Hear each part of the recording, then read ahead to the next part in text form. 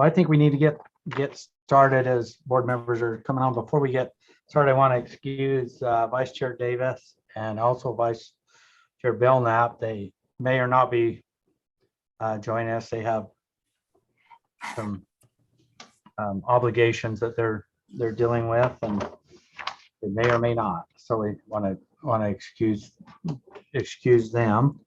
So, Sybil, we're ready to begin, aren't we? The way I'm seeing it. Yes. Okay. Before we get, I'll call this meeting to order. Before I do this, I need to read the statement as authorized by Utah Code 52-4-2007 or 207. This meeting is being held electronically. This meeting will be streamed to the public. I'm going to do a roll call vote here. Member Vice Chair Belknap, be excused. Member Booth. Here, thank you. Thank you. Member Cannon. Here. Member Klein. I'm here. Vice Chair Davis has to be excused. Member Earl. Yes, I'm here. Member Hanson. Here. Member Hart. Here. Member Straight. Here. Member Norton. Here. Member Moss. Here. Member Lear.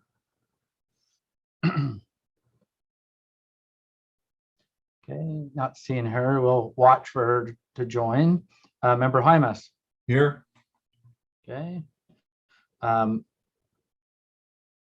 Member Hutchings. Here. And Chair Huntsman is here. Okay, we'll get started. The first part of our business today is taking care of our Utah schools for the deaf and blind. Thank you for the rescheduling. Again, normally this is taken care of on our Thursday. This is Friday. Appreciate you accommodating our agenda. And to the employees, I hope it doesn't feel like a Thursday and you end up going to work tomorrow. So we'll see what happens there. It'll be interesting to see who does go. All right, let's dive right into the first agenda. Is an action item. It's an enrichment funds increase for Utah schools for the deaf and Utah schools for the blind. Superintendent, are you taking point on this, or? Yeah, I'll just take point on everything except the financial update at the end where Carl jumps in. I guess number 3 is what that one would be. Anyway, these are 2 increases to the enrichment fund budget for the year that were recommended by the advisory council. One is for the school for the deaf, one's for the school for the blind. Originally, school for the deaf budgeted very little money for their international study abroad trip this year because they have already paid money to go to India before COVID. And that is a credit to us, but it looks like they won't be able to use that this year either. So it's still a credit for next year. And so they've requested a little bit more money so they can go to Germany instead at the end of the year. Having said that, we don't even know if we'll be able to do that, but at least we can have the money set aside in the budget in case it does work out this year.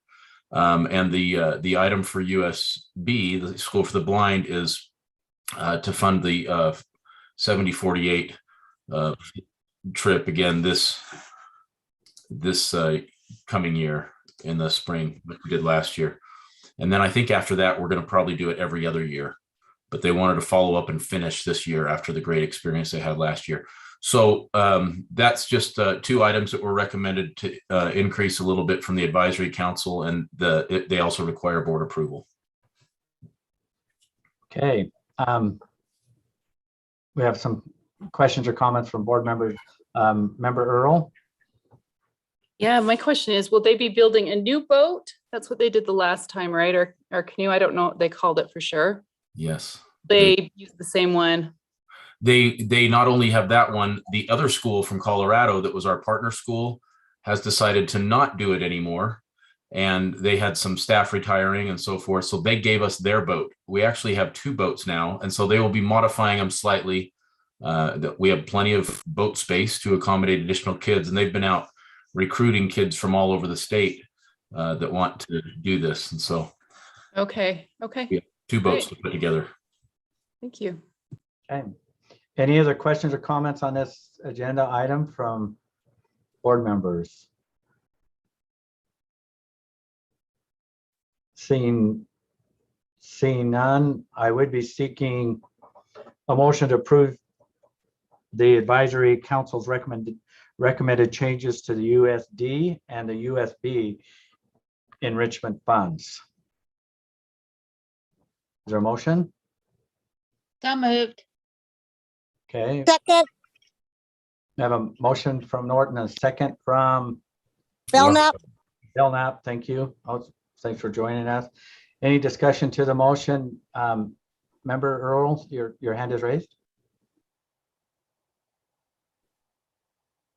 Oh, now it's not. Okay. So the motion before the board is that the board approve the advisory council recommended changes to the USD and USB enrichment funds. All in, well, at this time, members, please vote. Sorry, I mean, have it from the other day. Wait. Laura, are you all by phone? Phone, yes, I put the check mark. Yes. Got it. I see it. Oh my gosh.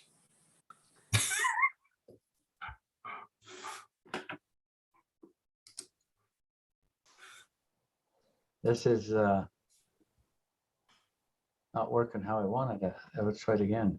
Okay, there it is. Okay, is somebody helping me with the screen as It looks unanimous. it looks unanimous to me. I'm not seeing any opposed. So the motion passes unanimously. So now we gotta turn these back off. Okay. Next item is 5.2. LEA specific license review and approval. Are you Okay. This item is for one of our O&M teachers. O&M means orientation and mobility. These are the teachers that teach our students who are blind and visually impaired how to get around using cane, travel, and other items like that. And this is for one teacher who is not enrolled in an educator preparation program because he is retiring at the end of this year. And so it's the recommendation from the licensing department at the state board office was to just have the board approve an LEA specific license until the end of this year. Okay. Any questions or comments? And back up. I'm not seeing any, so I guess I'll state a motion. I'll seek a motion that the board approve the USDB LEA specific license request. So So moved. moved. So moved by Molly and seconded by Belknap. Well, how about Molly and seconded by Janet Cannon, because I thought I saw her hand up. Perfect. Perfect. We'll make Yeah, I that was work.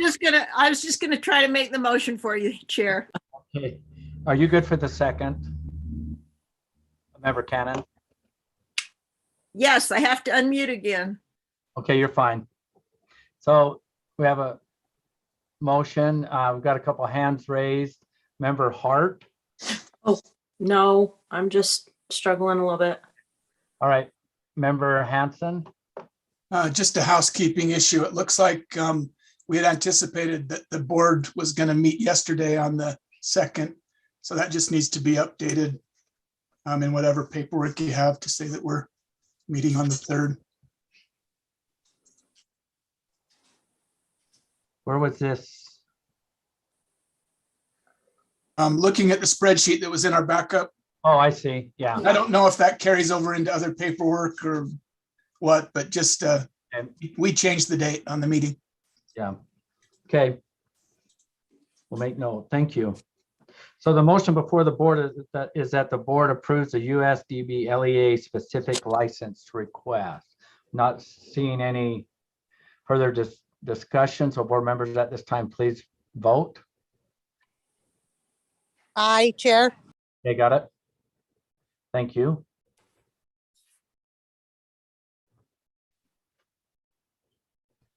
The voting is complete and the voting is unanimous.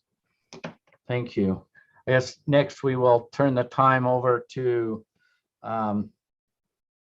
Finance Director Carl Empey. Great. Good afternoon, Mr. Chair, Madam Vice Chair, and board members. Hey, Carl, I skipped something. Sorry. Oh, that's your fine. I'm out of order. We better stay with Superintendent Coleman on 5.3. Fiscal year, it's a discussion item, fiscal year 23 funding requirements. I apologize. Oh, that's right. I see that there. Okay, so this is what we've discussed the last 2 months. We finally got the numbers in from the State Division of Construction Facilities Management for our Salt Lake High School building, and also they worked also with Washington School District to get an estimate on our building for St. George. And so the slideshow is included there for your approval. This is what we will be presenting to the legislature in the Public Education Appropriations Subcommittee meeting. So this isn't an actionable item. This is an update on our agenda. Yeah, I just don't want to present anything to them without saying that the board has seen this and they're aware of it, and you can approve it or just discuss it however you want to do it. I want to be transparent all the way, and I've been telling you for the last couple months these are the things we'll be asking for. It just took us a while to get the technical work done and get the actual numbers. Okay, the board members, do you have any questions in looking through the packet on these numbers? I was really quite surprised that with everything that's going on in the state that you got these numbers back so quickly through the state, Yeah, the FDM group. So apparently they're making this a priority. yeah, they've been very good to work with, and also Washington County School District. They keep telling us you can't build a building down here any better and more efficiently than we do, and so I still think everything's crazy expensive, but I know that's the market right now. And anyway, we went through all the process and it's ready to go to the legislature now. So we'll see what happens. I anticipate that they might tell us, you know what, we put both the numbers in there, the full construction and then just the design only. It usually takes about a year to design these buildings.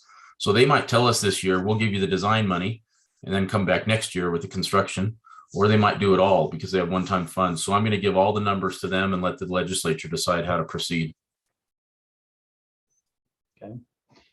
Any questions or comments on the numbers and the process that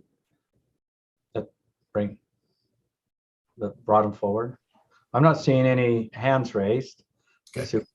So thank you for that update. Next, we'll go to 5.4, which is Finance Director Carl Empey. Sorry, I won't interrupt you. The Oh, time no problem. informational. Okay, the financial report this month is for the 4 months that ended October 31st. We are financially solvent. Our inflows and revenues totaled 18.1 million for the 4 months. Our expenditures were 14.1 million, leaving us with 4 million more in inflows than our expenses. The majority of that 4 million was a transfer we received from your office, an advance of $3 million to help us pay the monthly transportation expenses, transporting our students from their homes to school and back to their homes. So that represents most of that 4 million. The number of students served as of the end of October was 2,587. Our balance in our land grant enrichment fund is $1,124,946. Our USDB donated fund account is $272,635. And then our education foundation balance as of the end of October was $231,439. The report behind that, the budget status report, just gives the supporting detail for all those numbers. Then we've got the donated fund attachment showing each of the respective donated fund accounts and also the enrichment fund projects. Of the total that was approved, and I've just added in the boat race, the 7048 boat race, and also the trip to Germany. Those now total 1,526,000. We've only spent 209,000 of that balance, so that gives us almost 1.3 million remaining to be spent of the enrichment fund land grant monies. I'd be happy to answer any questions, Mr. Chair, you or your board members may have. Okay, questions or comments from board members? I'm not seeing any hands raised. Director Empty, I appreciate the report and thoroughness of it and the way that it's formatted and et cetera. I'm always looking for a better way to share information, and I can't think of any other way than what is being presented today for full transparency and to give the board an update. So I appreciate your work there. Again, I'm looking again through the queue. I'm not seeing anything. So thank you. You're welcome. This is the, I'm not seeing any other agenda item, just trying to track on this. Appreciate- Chairman, we were asked to keep it short because of your packed meeting schedule this month. And so we just appreciate you squeezing us in and letting us get through these 4 items, which were essential for the board to be aware of and support on. And we appreciate all of your support, and we hope you have a great Christmas. And we hope the same there, to everyone at USDB and all the kiddos and that. We sure appreciate your service this year. And we're looking forward to next year and the many wonderful accomplishments that are made there at USDB. So thank you, and thank your staff for being on your team or our team, serving the deaf and blind of the state. So thank you. Take care and be safe. You're welcome to, we've got more on our agenda. We think next is our executive portion of our meeting, but then we do have a study session here to welcome to sit in on. So thank you and take care. Thank you. Bye now. Goodbye. Okay, next on our agenda is our executive session. I'm seeking a motion to go into executive session for the purpose of discussing the character, professional competence, or physical mental health of individuals and pending or reasonable imminent litigation. So move. Okay, do we have a second? By Cannon. Okay, this is a roll call vote. Vice Chair Belknap, Yes. Member Booth, Yes. Member Cannon, Yes. Member Klein. Yes. Thank you. And I believe Vice Chair Davis is excused. Member Earl, Yes. Member Hanson, Yes. Member Hart, Yes. Member Straight, Yes. Member Norton, Yes. Member Moss, Yes. did Member Lear. Yeah, I'm trying to recall. I think she was planning on being excused today. Member Hymas, Yes. Member Hutchings, Yes. and Chair Huntsman's yes. We were going, so I follow the prompt and we'll go into our executive session. Thank you.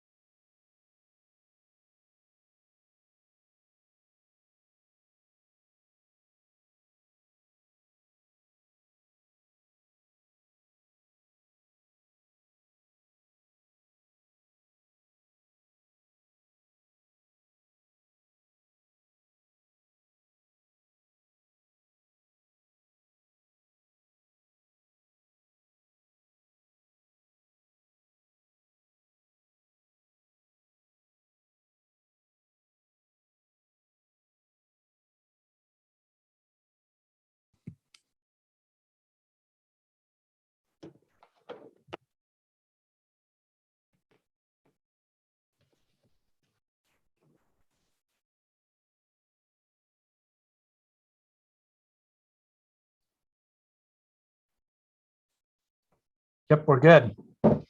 I'm seeking a motion to come out of executive session. So moved. Okay, do we have a second? Member Booth, I'm just going to do a verbal roll call. All in favor, say aye. Aye. Aye. Aye. Those Aye. those opposed? The motion posted or motion passes unanimously. Okay, we come out of executive session. We deal with some of our actionable items. Member Norton, Yeah, I move that the board accept UPAC's consent calendar recommendations. we have a second. Second, Cannon. Okay, we have a motion and a second. Any discussion to the motion? Seeing none, the motion before the board is that the board approves the UPAC consent calendar recommendations. All those in favor, please vote on the reaction side, please. That'll be the checks.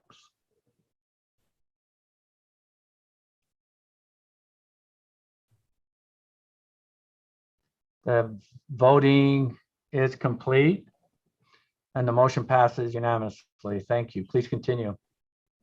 I move that the board accept UPAC's recommendation in case number 17-1425. Do we have a second? Second, Cannon.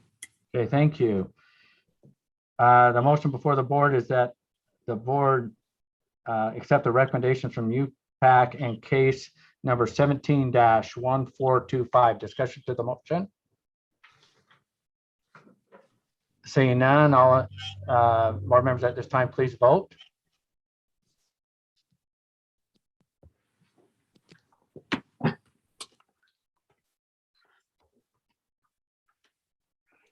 The voting is complete and the motion passes unanimously. Please continue. I move that the board accept UPAC's recommendation in case number 19-1692. We have a motion. We have a second. Cannon. Discussion to the motion. Seeing none, the motion before the board is that the board accept the recommendations from the UPAC in case number 19-1692.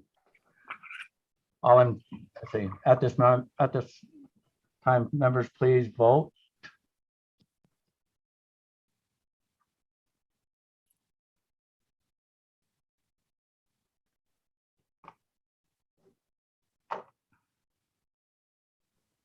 Voting is complete and the motion passes unanimously. Please continue.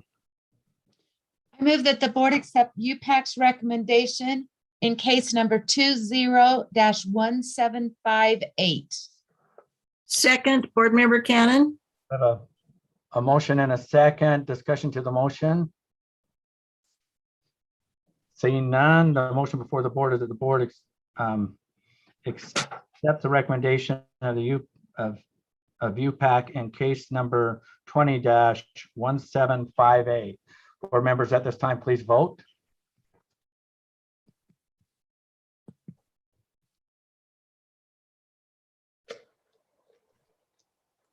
Voting is complete and the motion passes unanimously. Please continue.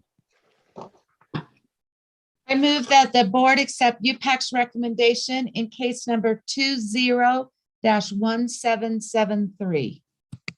Second, Board Member Cannon. We have a motion and a second. Discussion to the motion.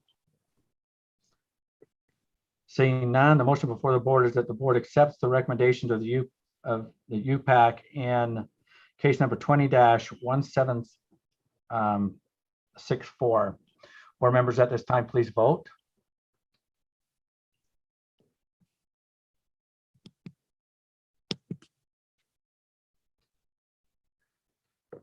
Voting is complete and the motion passes unanimously. Chair, may I interrupt, please? Member Norton did skip 1764. She said 1773. So could we just clarify which item we are voting on, 1764 or 1773, please? I could reread it It's- or, was it yeah, however. 17? It was, Or if we could go back to 1764 and vote, that would be great. is that the one that I called out? You called out 1773. No, you called out 1764, which was correct. I Yeah, had skipped that. I corrected it, but what matters is the motion goes before the board. Do you have any objection to the 1764, the maker of the motion? I do not. That's Okay, fine. the second still good. Second's good. Okay, so the motion, I accepted that and I put it on the floor and I called it out and we voted. So now we're, Now we'll move to 1773. yes, Okay. I move that the board accepts UPAC's recommendation in case number 120-1773. Second, Cannon. okay, we have a motion and a second discussion to the motion. Seeing none, the motion before the board is that the board accept the recommendations from UPAC in case number 20-1773. Board members at this time, please vote.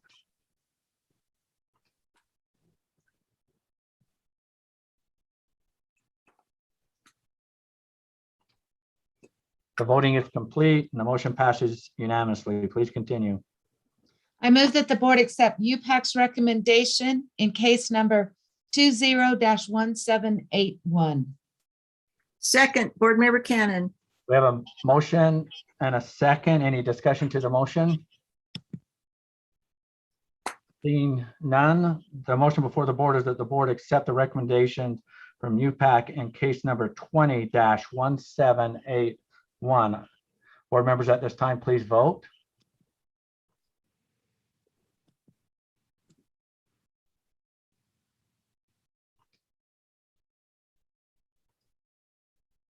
The voting is complete and the motion passes unanimously. Please continue.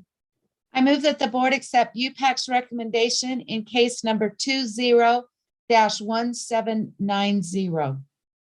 Second, Board Member Cannon. We have a motion and on the floor, seconded by Member Cannon. Discussion to the motion. Seeing none, the motion before the board is that the board accept the recommendations from UPAC on case number 20-1790. Board members at this time, please vote.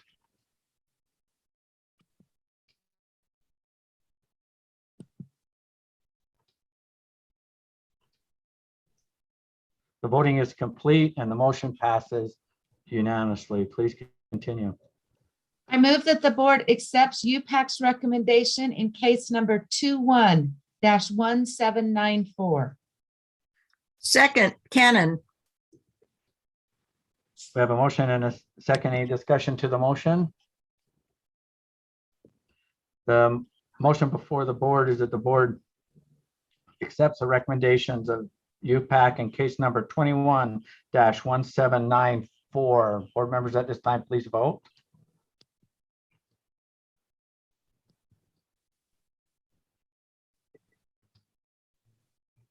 Voting is complete and the motion passes unanimously. Please continue. I move that the board accept UPAC's recommendation in case number 21-1817. Second, Cannon. We have a motion and a second. Any discussion to the motion? Seeing none, the motion before the board is that the board accept the recommendations of UPAC in case number 21-1817. Board members at this time, please vote.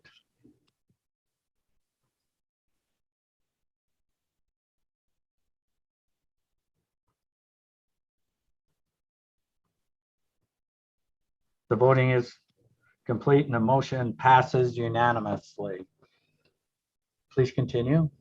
I move that the board appoint Catherine Grove to the USDB Advisory Council, representing a parent of a blind student. Second, Board Member Cannon. We have a motion and a second. Discussion to the motion. Seeing none, the motion before the board is that the board appoint Catherine Grove to the USDB Advisory Council representing a parent of a blind student. Board members at this time, please vote.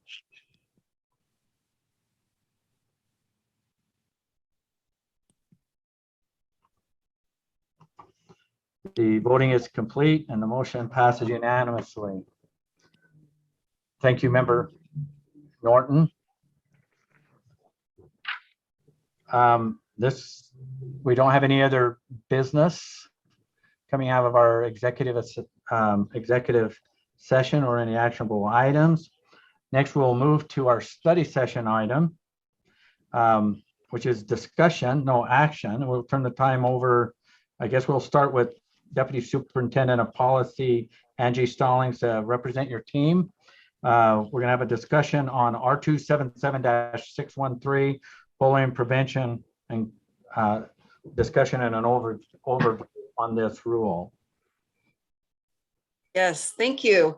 Good afternoon. Oh, yes. Oh, you're going to be the driver, right? So I'm going to fix my screen. Actually, Amy Still Smith is going to be sharing screen and she'll be sharing the slides. Okay. So Amy, if you'd like, you can go ahead and start connecting and then I will provide the introduction before Chair, if it's okay, we'll ultimately turn the time over to Tanya. Manage expectations. We're going to have a presentation and you'll let us know when we can ask questions. Absolutely. All right. Thank you. Yep, no problem. Great. Thank you, board members. It's good to see you again. Angie Stallings, Deputy Superintendent of Policy. And today we're going to be discussing bullying prevention, give an update on the bullying prevention efforts that we have going on at USBE, including an overview of the rule R277-613 as well. We also have provisions in Utah code that apply to bullying prevention. And as part of the overview today will include the reporting requirements as well as some of the supports and technical assistance that our staff provide. So specialists and subject matter experts in this area are Tanya Albornoz, who's a prevention specialist here at USBE, and Amy Still Smith, who's also a prevention specialist. And actually, I think Tanya is a coordinator, but I apologize if I got your title wrong, Tanya. And you feel free to introduce yourselves with your specific titles when you present. But Chair, if it's okay with you, we'd like to turn the time over to Amy to begin a presentation that she has for the board, and then we'll go from there. I've been looking forward to this presentation, so let's get right with it, Amy. You have.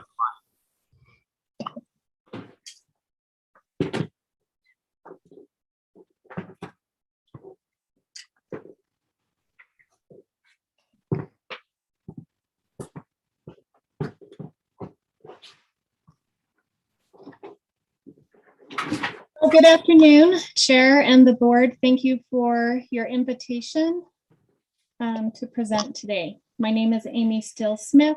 I'm a prevention specialist at USBE. Bullying prevention is one of my primary focus areas. This presentation is meant to be a high-level overview of Board Rule 277-613 and briefly describe to the board concerns that we have for your consideration. We have enabled the chat feature for this presentation. Please consider putting your questions that come up about the rule as we are going through the presentation in the chat. We're hoping to have time to go over questions and have discussion at the end. Board Rule 277-613 has four main purposes. One, to require development and implementation of policy. Two, set parameters around training to employees and students. Three, enforcement of policies by the board. Four, requirement of LEAs to investigate allegations. I will be going into more depth about the purpose in the following slide presentation. Board Rule 277-613 is governed by three main statutes. 53G Chapter 9 addresses policy development and implementation along with standards for training. 53E Chapter 3 addresses school discipline. And 53G Chapter 8 addresses extracurricular activities and the prohibition of types of language and behavior. I will briefly overview the 5 main definitions in this rule. This is not all of the definitions in Board Rule 277613. This overview is to provide you with an understanding of the main topics that we will be covering in this overview. I will be going through these slowly to give you an opportunity to read the slide and digest the information. A more in-depth definition of each of these can be found in the appendix at the end of the slide deck. Abusive conduct. This causes intimidation, humiliation, or distress, occurs against a school employee by a student or a parent, and is not constituted by a single act. Cyberbullying is the use of a device to cause harm. Retaliate is causing harm as retribution. Hazing, these are actions that endanger the physical or emotional health and or safety of another. Consent cannot be given. Bullying is intentional cause of physical or emotional harm or property damage, or to cause one to fear they will be subjected to harm or property damage. According to the rule, the board has 3 main responsibilities. Board responsibilities as set forth in the rule are: 1, to create a model policy; 2, to provide model training; 3, to provide evidence-based practices. The last 2, training and practices, are subject to available funds. While USBE does currently provide a training to LEAs through Safe and Civil Schools, at this time there is no funding that has been set aside or designated by the board to support the development of model training and or evidence-based practices and policies. At the end, I will put a link in the chat for anyone who would like to register for the upcoming functional behavioral assessment of bullying training being held in January.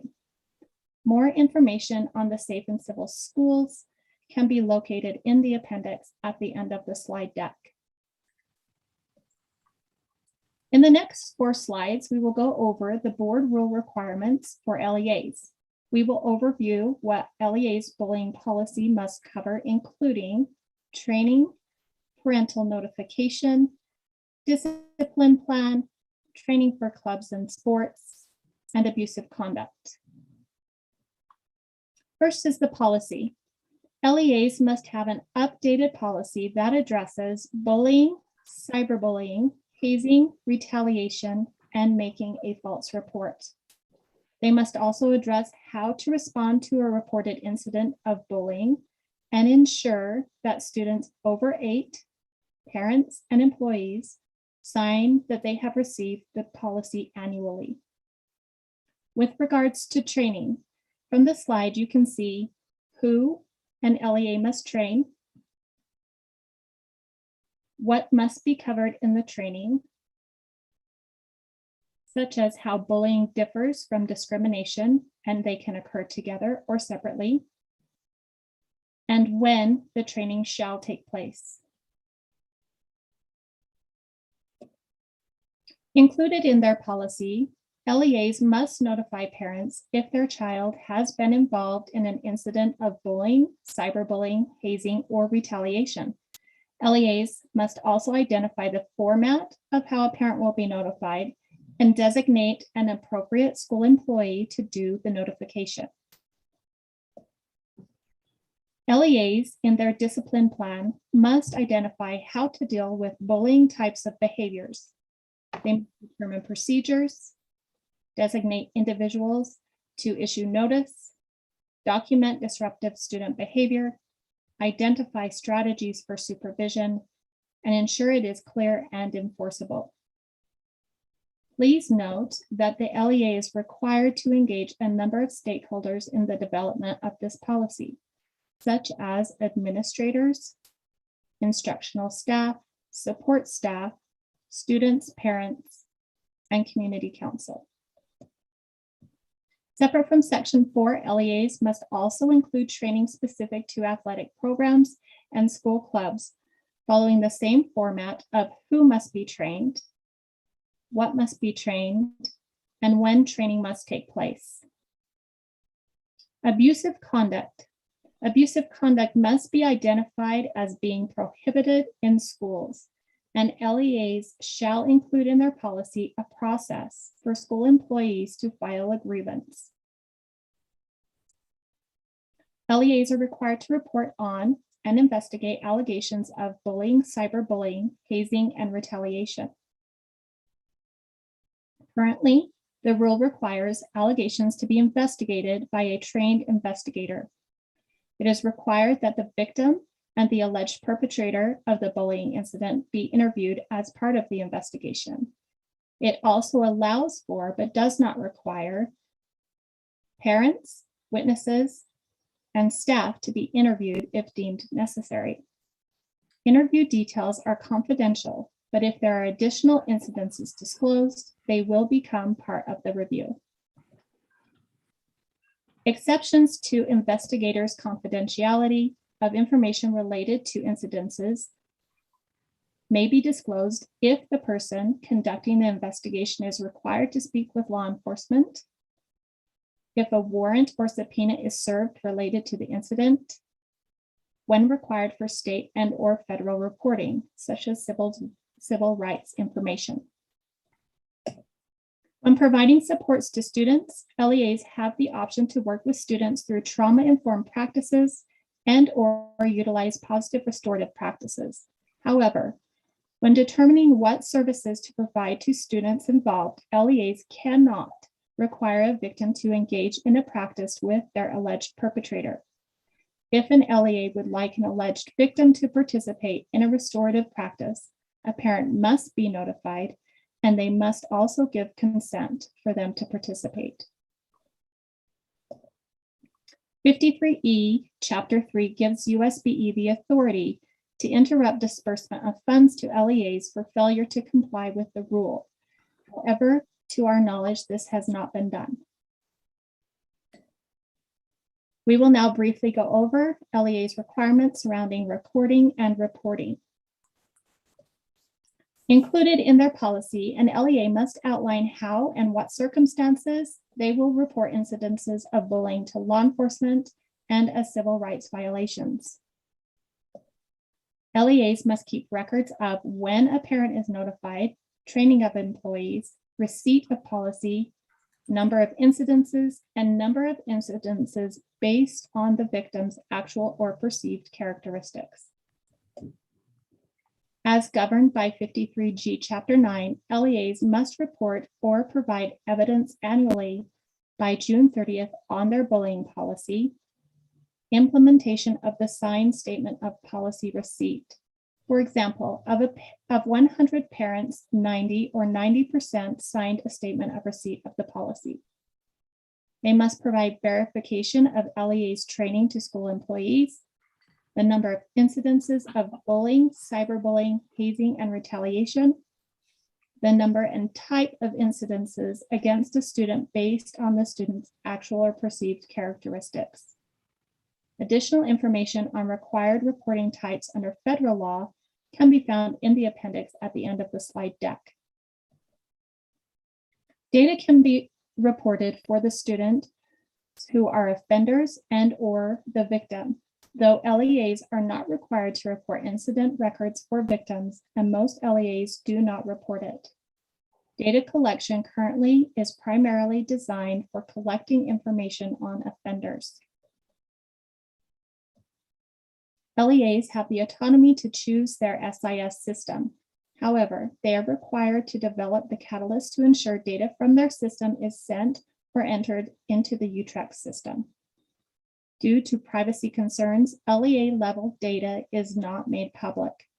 An example of why might be a small school that has only 1 or 2 reported incidences. Publicly reporting this data could reasonably allow someone to determine the specific individuals involved in the incident. In school year 2021, of the 156 LEAs, only 91 or 56% of LEAs had reported incidences of bullying. When we compare this data to the school climate data we will look at next, we believe this number to be an indication that not all incidences are being reported and or being reported accurately by LEAs to the UTREC system. According to the CDC, Utah is below the national average of 9th through 12th grade students reported being bullied on school property. The national average is 19.5% and Utah sits at 18.4%. The above graphic was pulled from the 2021 School Climate Survey. It delineates the percentage of each group that believe bullying is a problem and occurs often at their school. Please note that these percentages do not include retaliation, cyberbullying, or hazing, though they are collected in the report. In addition to the 36% of students grades 6 through 12 who believe bullying to be a problem that occurs often, 24% of 6th through 12th grade students also believe cyberbullying to be a problem. 24% believe retaliation to be a problem, and 17% believe hazing to be a problem. It is important to keep this in mind when looking at data in relation to the rule, because R277613 includes all of these types of incidences.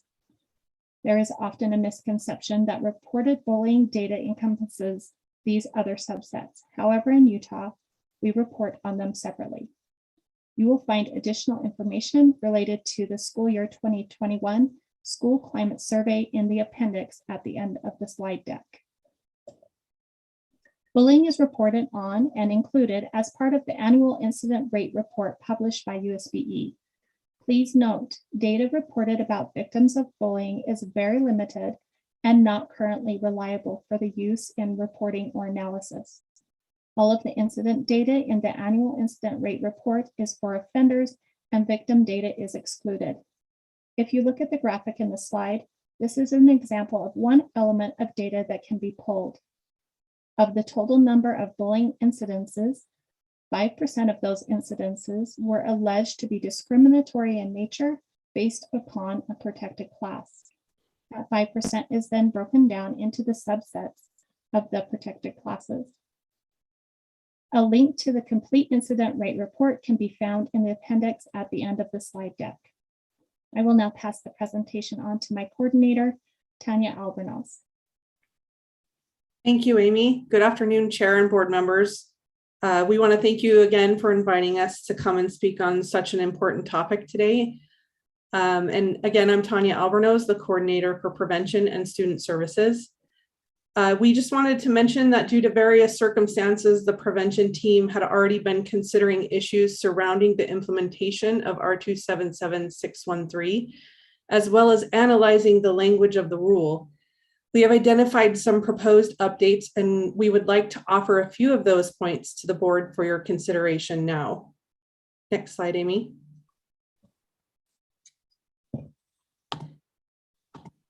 The first and second considerations you can see on the slide we would like to put forth to the board today go together and build on each other.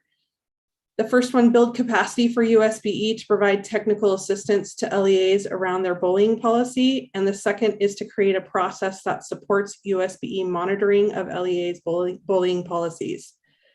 There's no current mechanism identified to collect and evaluate LEAs bullying policies. And although there is a requirement in the rule for regular updates of those bullying policies, there is no time frame designated for that review. In the past, the Enhancement for At-Risk or EARS rule required LEAs to submit their school discipline plan, which included their bullying policy, with their EARS grant application. However, as you know, in the 2021 legislative session, the EARS grant was ended to form the WPU At-Risk add-on, which no longer requires an application from LEAs, and therefore the school discipline plans are no longer collected via that process. Just to reiterate, there is not a process that currently allows for monitoring of school discipline plans and bullying policies. In addition, there is no ongoing funding designated to support that work. The next consideration, provide professional learning for LEAs around the requirements of statute and rule.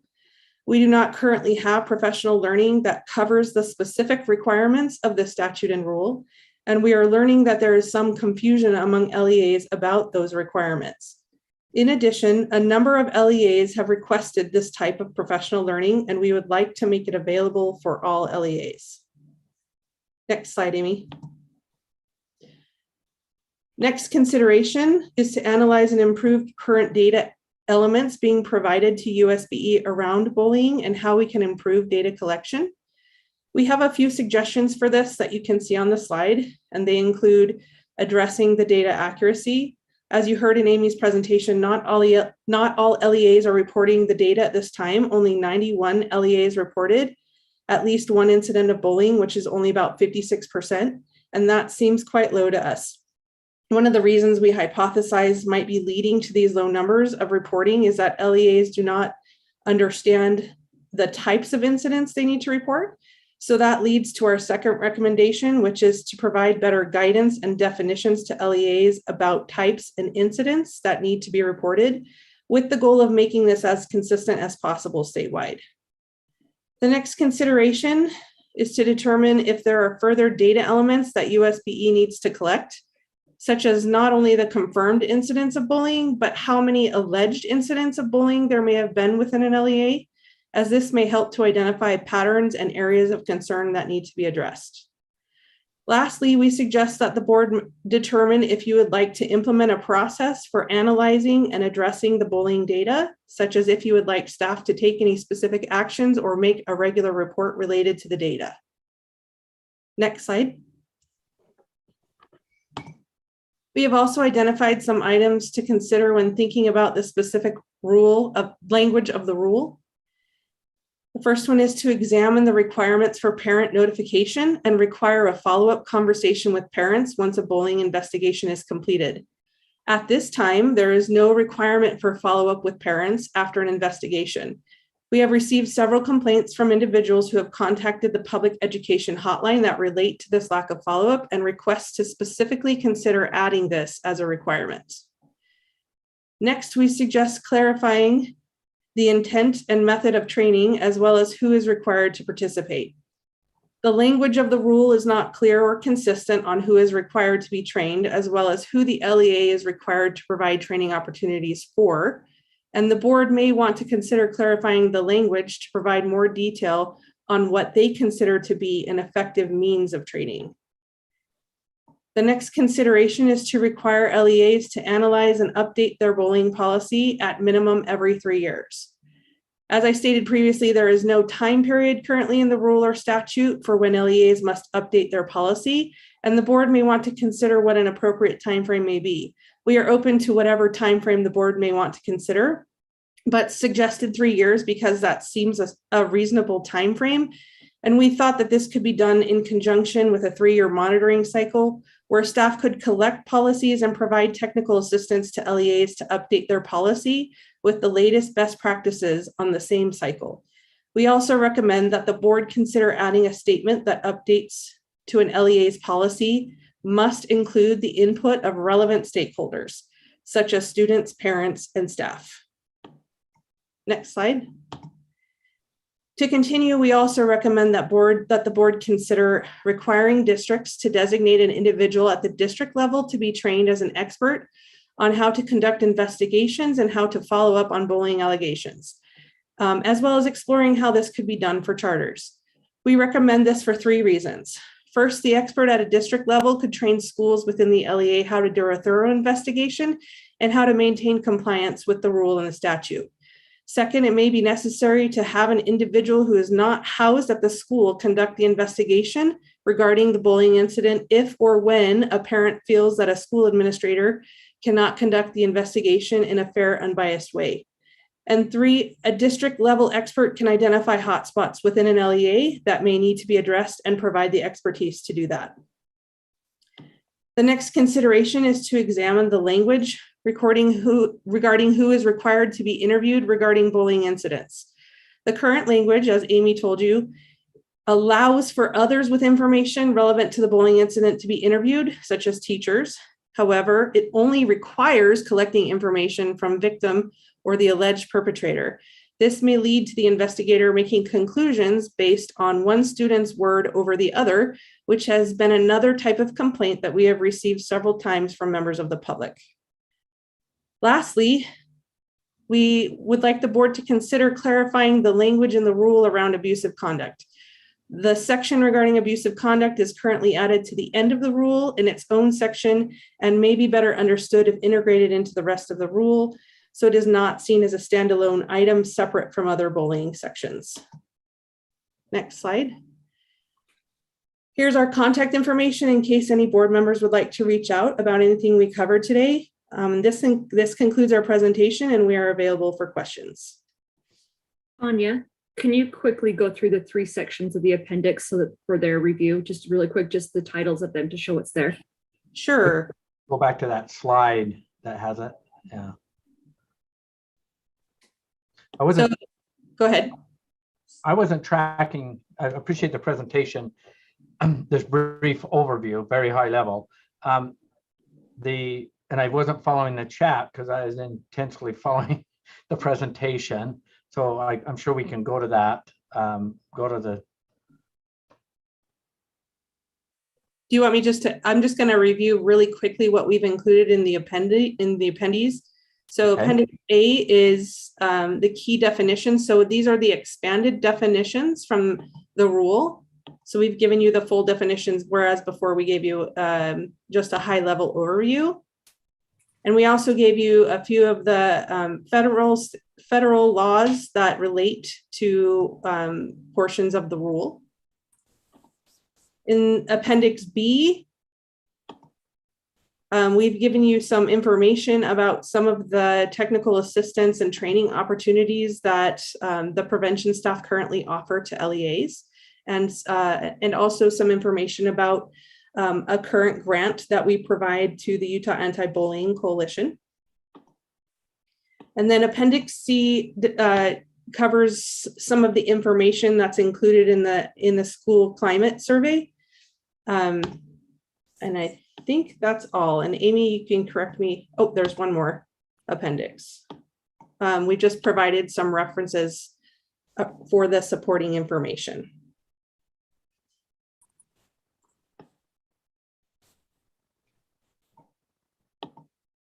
Okay, thank you. And that covers. Okay. All right, so that concludes your presentation, correct? Correct. Thank you, Chair. And the very high overview. I appreciate the work there. I'm also looking at our clock, and I know we started a few minutes late, but this discussion is, we're going to get into the discussion on a few questions here, and so I'm going to try to keep track so we can get into these. We'll get started here. Member Earl. Yeah, I do have a question. Mine is in regards to, I just wondered, with maybe not a thorough reporting of items, I wonder if because of the current climate, districts are a little bit nervous that they're going to be thrown out on the front pages of somewhere. Do you know what I mean? And that they're going to be categorized as the district, the bullying district or something like that. How do we overcome kind of that perception or that idea in order to get accurate information? Chair, may I answer? Yes, please. As we kind of said in our presentation, we don't publish LEA level data, only state level data. So that information is not made public, meaning that they wouldn't be identified as the LEA that has the bullying problem, because again, we only publish that aggregate data.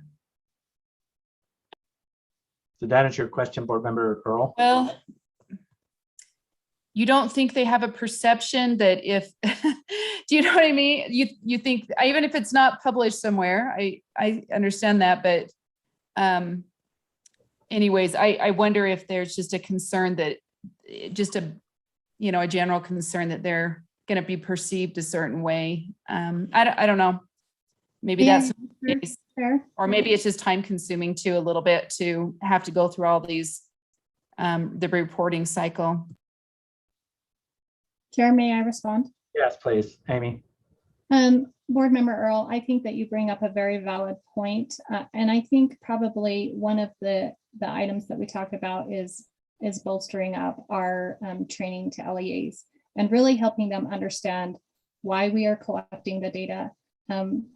As I mentioned in the beginning, I am a member of the prevention team, and that's really our focus, is trying to put things in place to help with prevention efforts to then reduce some of these risk factors. So I think your point is very valid, but I think that we can probably maybe help with some of that if there is some appropriate training behind the purpose. Thank you. I'm trying to track this out. I had Member Norton on my list. Is your hand still raised? And Chair Huntsman, there's also questions in the chat that have been in the chat. I don't know if you want to go to the chat first or to the hands. Oh, we can go through the chats. How many's in there? I'm just trying to monitor. I want to make sure everyone gets a quick. Yeah. So we had board member Straight, Norton, and then Hart raised her hand after. Straight, Norton, Hart. Okay, Straight first. Straight, member Straight. Your question was in the chat. I'm not going to. Sorry. Okay. So my question is, we have this rule and regarding bullying, and would compliance with this rule require an LEA policy regarding gender identity? And your question is? May I respond? I think I understand what board members. Yes, Amy. So there is a portion of the rule that you may have heard where LEAs are responsible to report on incidences based on actual or perceived characteristics. And so that is encompassed, like I said, if you go to the appendix and look at the definitions from the federal guidelines, it could potentially be somebody who has a perceived characteristic of something that is within gender identity. Do you have a follow-up, member Straight? No, thank you. You're welcome. Thank you. Member Norton? Yep, my question was about cyberbullying and where the line for schools is. If a child is sending this from home or from some other offsite location, how much is the school involved with that, if at all? Amy or Tanya, who wants to take it? Just feel free to respond, because I'm trying to see who wants to respond. I'm not seeing a hand. Amy, go ahead. So it's not clearly defined in the rule. And so I don't have a very good answer for that because it is not clearly defined in the rule. I would say that it's really up to the LEA's policy on that. They need to define that in their policy. And also many of the allegations come in via the Safe UT hotline. And so it really has to do with the LEA's specific policy about what they can and can't intervene in, if that makes sense. Do you have a follow-up, member Norton? I don't. Okay, member Hart? I'm wondering what leads us to believe that a lack of training is leading to the lack of reporting. Have we asked why they're not reporting? Have we asked the LEAs? That is something that we haven't done to this point, but the reason that we said that a lack of training is we have had a few LEAs report to us that they weren't aware that they were supposed to report specific incidents.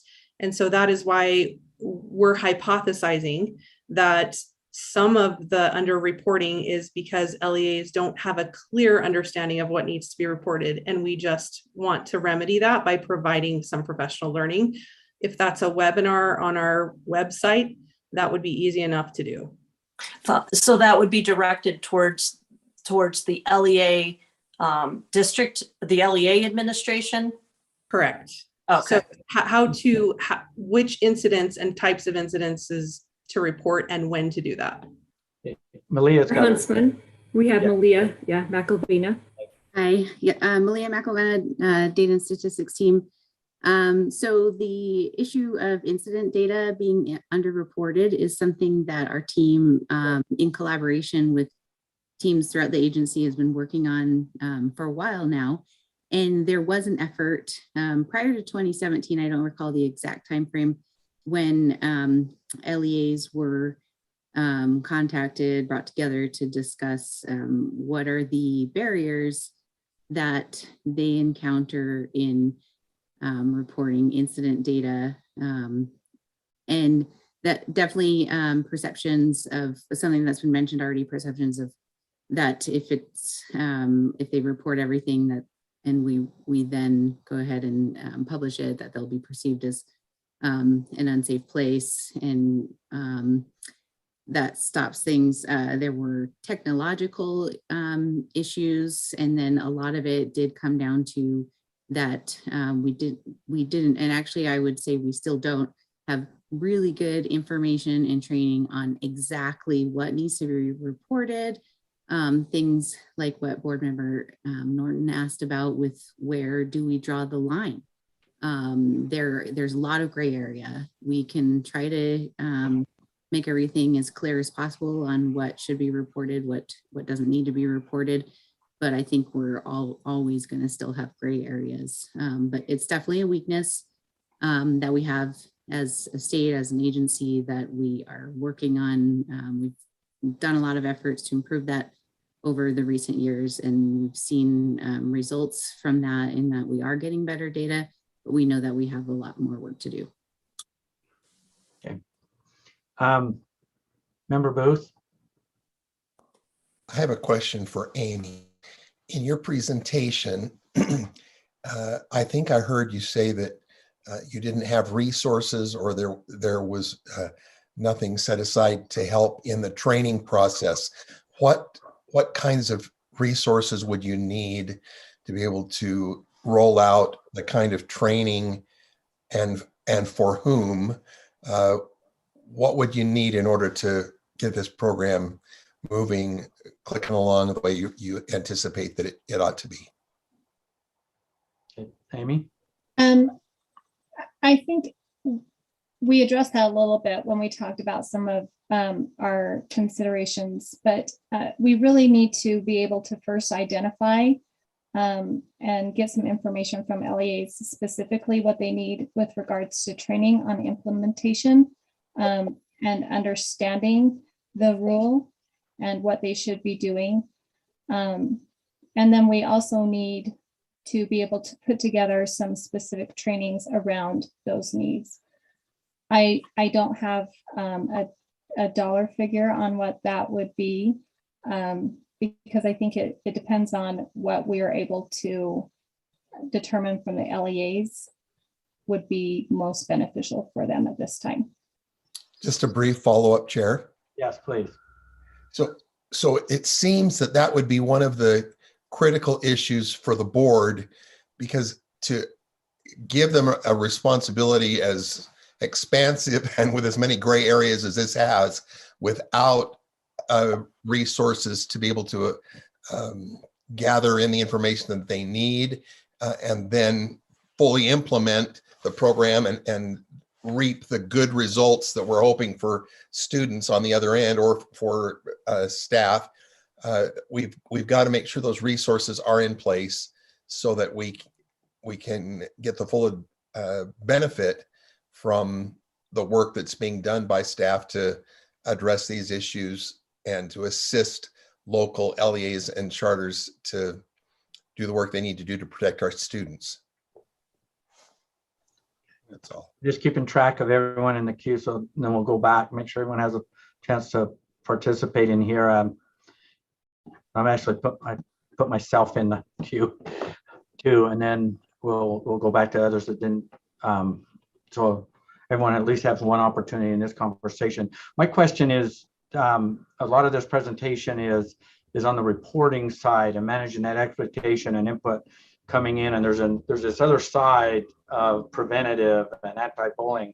But in this space of compliance from LEAs, if I understand your presentation, Amy, we have LEAs that did not respond or said zero, or they didn't submit anything. Is that correct?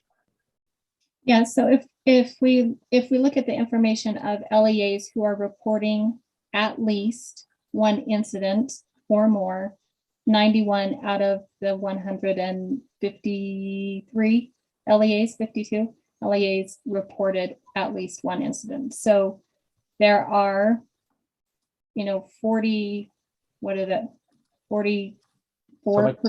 of LEAs that did not report any incidences. So my question is, at USBE, what are we doing next steps? Do we communicate with those that did not respond, assuming that they had zero inputs? What is our next steps? Because also in your presentation, you go to the failure to comply to board rule. And I think in finance, we talked another one about how you communicate non-compliance and before you get to the withholding funds side of things. So are we active in that space of trying to get that input? Can you speak to that, Amy? So presently, there is not a very good tool that USB is utilizing to make sure that that data is being reported.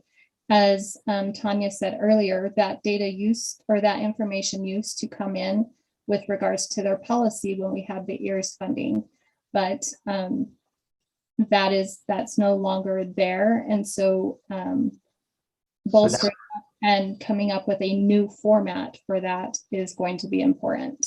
So when that changed, which wasn't just yesterday, but not too long ago, we don't get any data. Is that what I'm hearing?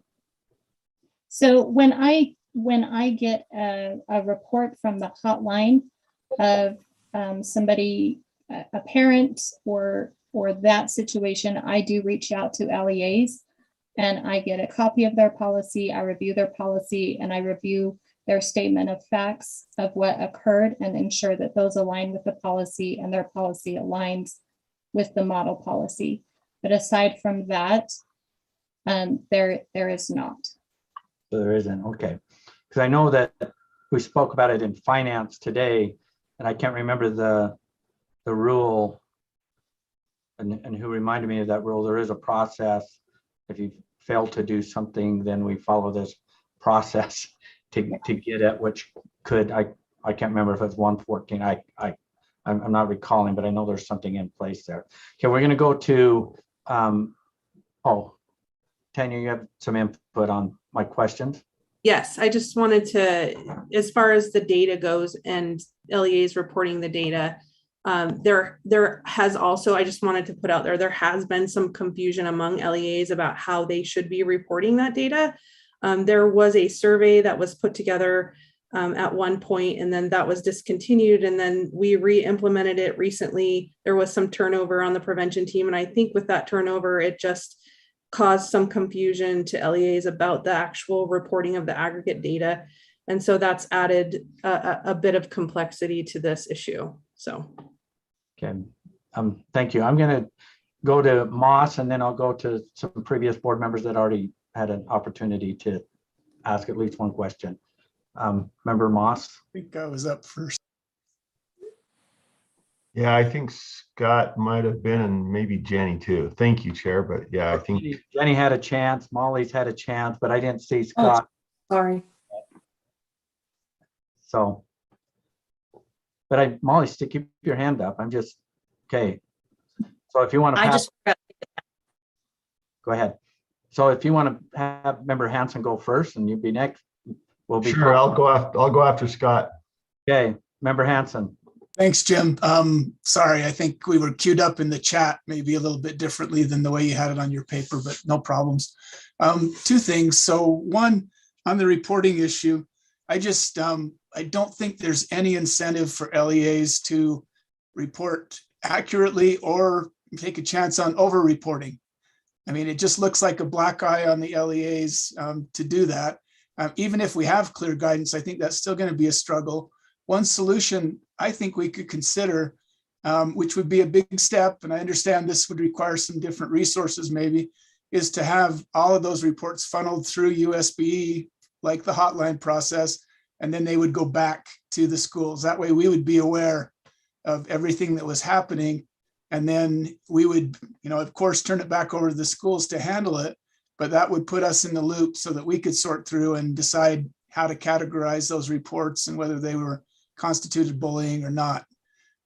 So again, big step, but if we really wanted to capture all of it, we could have the hotline be the reporting mechanism for this.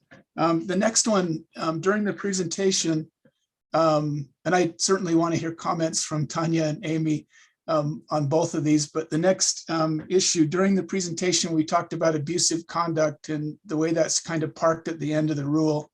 I believe that it's there because of the definition that's in statute, which says that abusive conduct is just a parent or student's conduct directed towards a school employee. That's the way it's defined.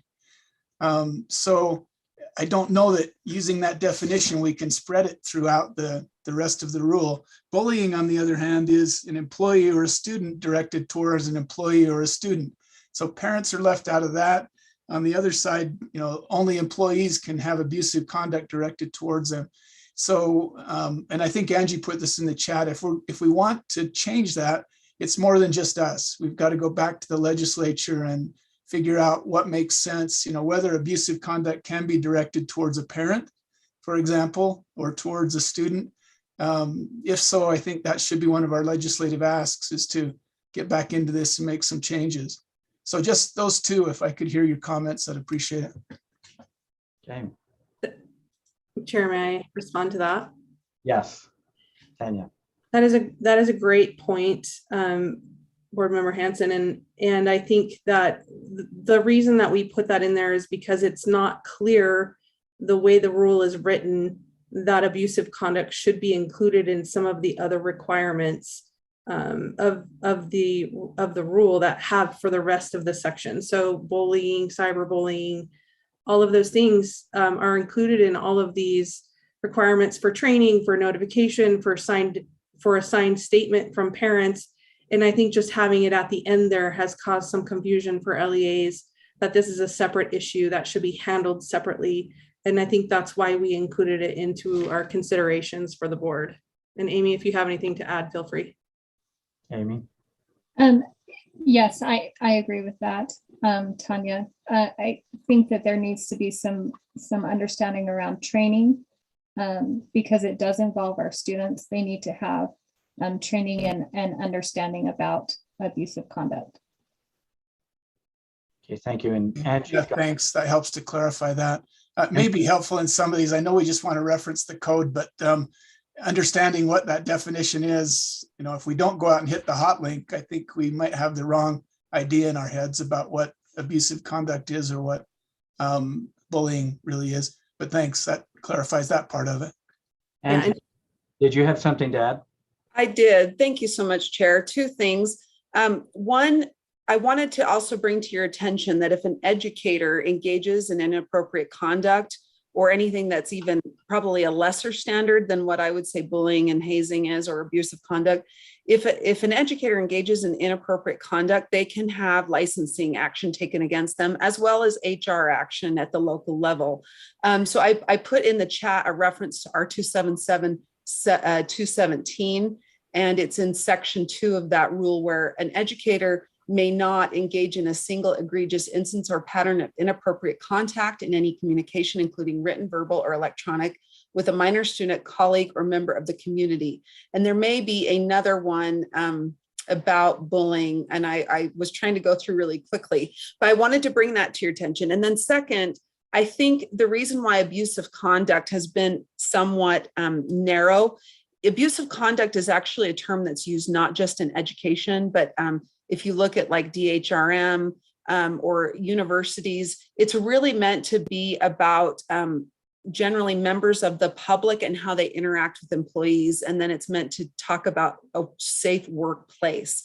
And I am not saying that you shouldn't or wouldn't want to expand that definition of abusive conduct to discuss how educators are interacting with members of the public or parents. But I think that right now it's a term of art that generally has been not just in public education, but in human resources arena. It's about people on the outside or people impacting people in their workplace. And educators, they are in their workplace, versus a parent, it's not a workplace situation. So I give you that context only to raise the issue of if a parent is being treated inappropriately by, say, the teacher or a principal at their student's school, there are avenues whereby they can make complaints either to the district or the charter school's HR department, but they also can make complaints to our office as far as a UPAC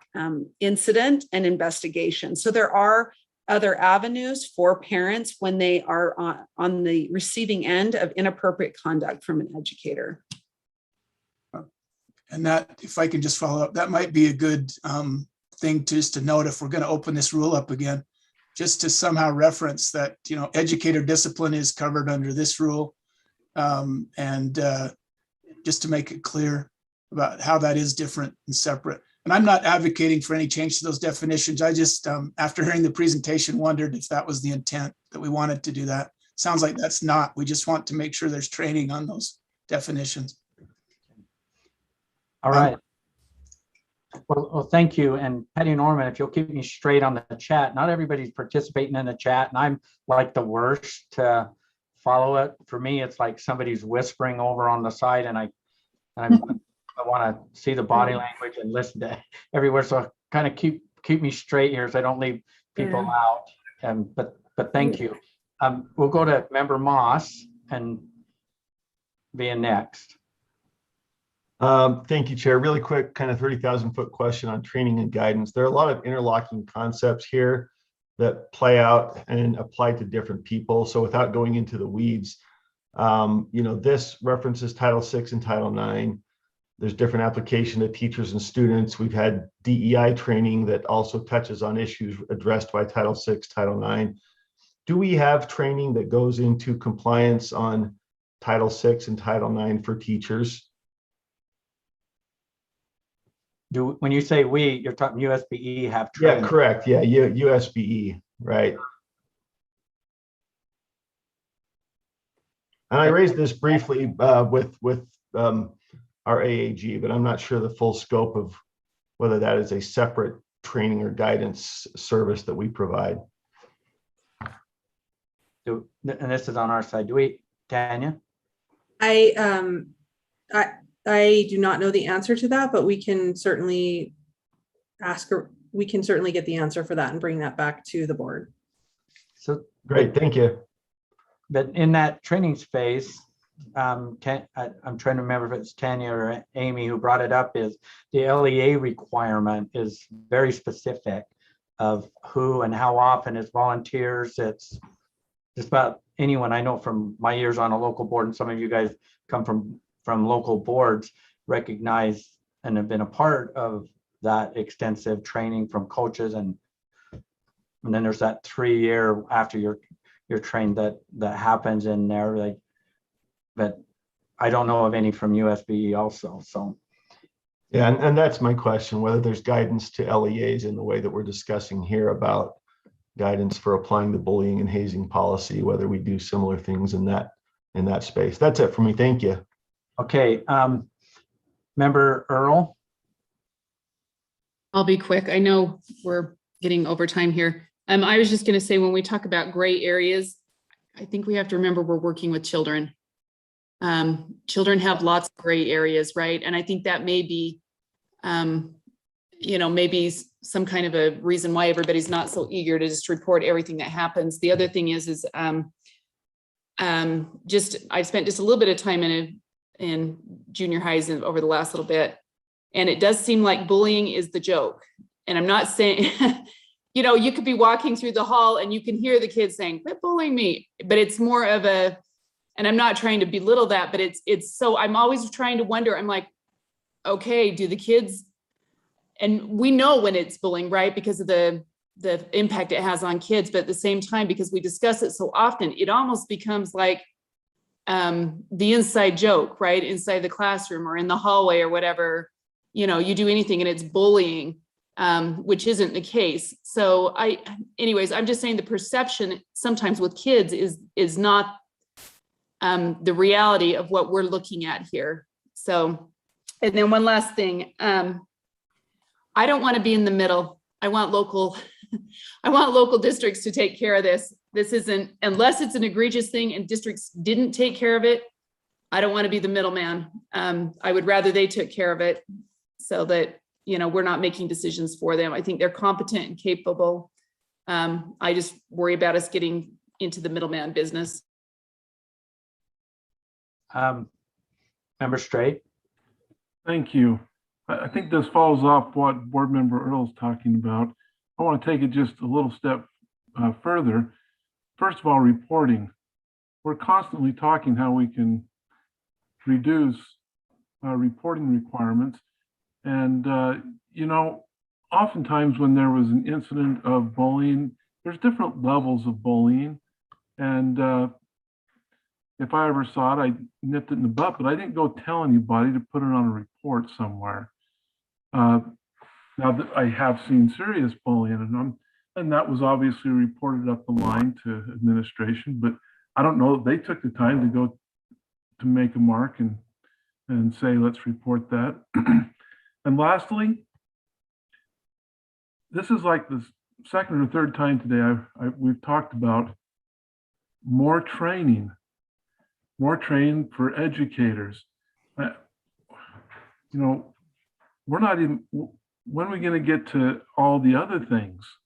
And, you know, these trainings are important, and I don't want to diminish that at all, because they are.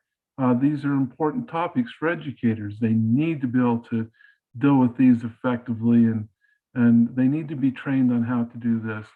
But we're going to be coming to legislative session, and they're going to talk about how can we make teachers more accountable, and educators and administrators and everyone. And the pile just keeps growing bigger and wider. And so, you know, gosh, I know I'm just kind of ranting here, but that's a real concern for me, is the demands we're placing on education at all levels. So, okay, thank you. I'm the one that put this on the agenda as your chair. And I think it's really good for us to bring in an open meeting like this, a little bit of discussion on our rule. And I appreciate the feedback or the presentations that tell us what's in statute. And our job is to make sure there's compliance to statute. And I'm with you, some of the other board members. It's not about creating more burden, but there is this accountability that at the LEA level, that all of our students, all of our children are safe and safe from bullying. And it's not the bullying that's laughter and everything else. It's the other bullying where there's tears and fear and everything else is associated with it. And I keep asking myself, what more can we do or should we do? And I appreciate this presentation because I see some weak links in our armor. I'm not going to call them out right now because I believe we come back as this rule moves forward. We need to respond a little bit here, especially after discovering on the reporting process how, you know, now and again we've missed this opportunity on the reporting because of some changes that we have had. And so this board in the past, and I believe moving forward, we don't kick the can down the road, but at the same time we try to weigh that out, those burdens and everything else that's required on LEAs. But safety is pretty important. and as always has been to everyone that's on this board. And I believe we can get to that space moving forward as this rolls out. And we're always constantly trying to make something better, and so we'll follow process as it happens. But I'm not seeing, unless Patty, you tell me, I'm not seeing any other hands raised. I know our time is up. I'm not wanting to grandstand or anything, but I appreciate the presentations that have been given. I'm sure there's a lot of other questions after these presentations, and I have confidence in this board that we're in the education business, a safe education business. So I appreciate your participation in this study session. Angie, are we leaving anything undone on this subject right here? We've covered the presentation. You are not leaving anything undone, and we believe we've covered the presentation. I think, as Deputy Superintendent Norman put in the chat, if you do have questions afterwards, I'm sure that Tanya and Amy could provide answers. As you could see, they have wonderful expertise in this area, and they provided some recommendations that the board could consider for future rule rewrites. And so we'll be happy to take direction from board leadership and others about bringing a rule back to committee and the board in a future date. But that's it from staff's perspective, I believe, unless any Deputy Norman or anybody else has, if we missed anything. Okay, we are a little bit over time, but I appreciate everybody hanging in here with us. This concludes our agenda for this afternoon. Want to wish everyone a safe and happy Christmas, December, everything that's happening in that space. I appreciate board members, all your work that has been done here the last couple of days and all the preparation, against staff and other inputs that's making our meetings happen. And again, thank you, and take care and be safe. And this meeting is adjourned.